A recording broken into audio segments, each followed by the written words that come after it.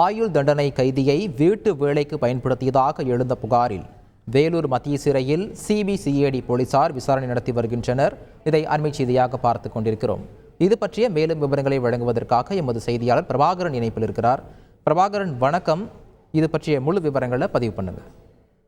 கிருஷ்ணகிரி மாவட்டம் போச்சம்பள்ளி பகுதியைச் சேர்ந்தவர் சிவகுமார். இவர் கொலை வழக்குல கைது செய்யப்பட்டு ஆயுள் தண்டனை கைதியா வேலூர் மத்திய சிறையில் இருந்து வந்தாரு. அந்த சமயத்துல சிவகுமாரை சிறைத்துறை டிஐஜி ராஜலட்சுமி வீட்டு வேலைக்கு பயன்படுத்தினதாகவும், அந்த வீட்டு வேலைக்கு பயன்படுத்தினப்போ வீட்டுல இருக்கிற பொருளை திருடினதா சொல்லி சிவகுமார் தாக்குதலுக்கு உள்ளானதா சிவகுமாரோட தாயார் சென்னை உயர்நீதிமன்றத்துல வழக்கு தொடர்ந்திருந்தாங்க.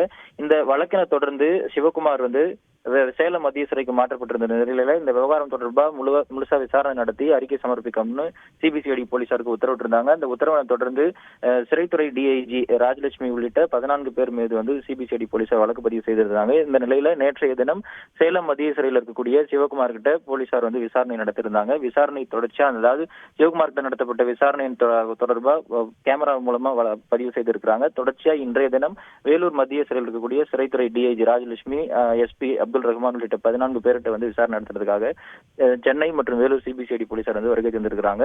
அதிகாரிகள்கிட்ட மட்டும் இல்லாம இந்த தாக்குதலுக்கு உள்ளானதா சொல்லப்பட்ட விவகாரம் தொடர்பாக சக கைதிகளிடம் விசாரணை நடத்திருக்கிறதா தகவல் வெளியாயிருக்குது. இந்த ஒட்டுமொத்த விசாரணை நடத்த முடிஞ்சதுக்கு பிறகு இந்த விசாரணையோட அறிக்கையை சிபிசிஐடி போலீசார் நீதிமன்றத்தில் தாக்கல் செய்ய இருக்கிறாங்க. விவரங்களை வழங்கியதற்கு நன்றி பிரபாகரன்.